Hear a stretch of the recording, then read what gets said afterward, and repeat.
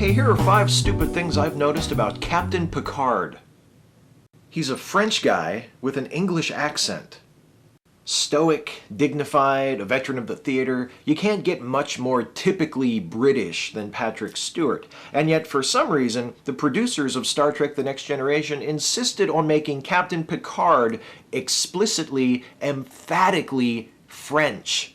He's not just a dude with a French-sounding name. He was born and raised in France, on a vineyard, no less. And he even occasionally displays flashes of nationalistic French pride. So my question is, what the hell happened? Did the English as a nation just all of a sudden snap one day after hearing one too many snide remarks about warm beer and boiled meat and just sweep furiously across the English Channel? Or did the two cultures merge in a friendlier way, making Picard the result of a 3-century-long Anglo-Franco fuckfest? Fanfic writers, I think your duty is clear. He's tough on his starships. It's easy to forget that at least 2 ships commanded by Picard ended up floating around in little pieces. Well, technically only half of the Enterprise D wound up that way. The other half crashed into the same planet where Picard was losing a fistfight to Malcolm McDowell. And many years before that, the Stargazer was also blowed up real good in a battle with some Ferengi.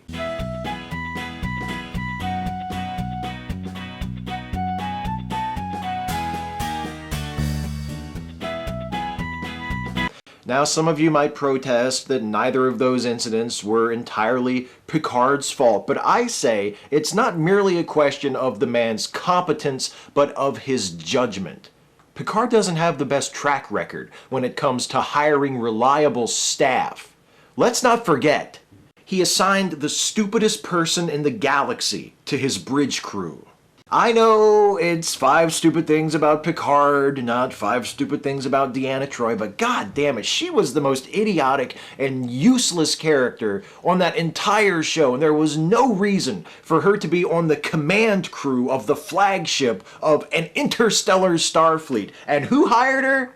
That Anglo-Franco fuckstick standing next to her in that picture. That's who. Oh, and remember a moment ago when I mentioned the crash of the Enterprise D? Hey, who was at the helm when that happened? Huh. What, was one of those water-drinking bird toys not available? He undergoes a sudden and drastic personality change late in life.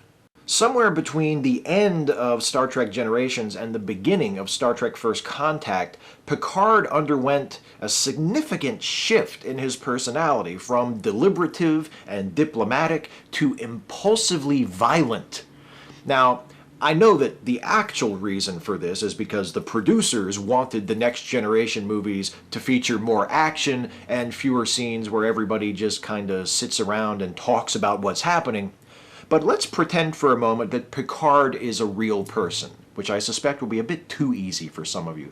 Let's consider him as we see him in, let's say, the Next Generation episode Silicon Avatar. Would you ever have thought that guy would go on to kick more ass during the course of just a handful of films than that guy did during the entire run of the TV series? It seems crazy. But it did happen. He gets more pussy than Captain Kirk. Watch the adventures of the Next Generation crew, and I think you'll find that Captain Picard gets laid more frequently than Captain Kirk ever did. I guess he's French after all. Of course, like every other aspect of Picard's life, his interactions with women are highly ethical. He's not the love 'em and leave 'em type. It's just that his relationships have a way of getting cut conveniently short. So even though Picard scores more often than the legendary Captain Kirk, he's not the fuck anything that moves type either. But there is one character on Star Trek that totally is. No. Not that he wouldn't if given half a chance.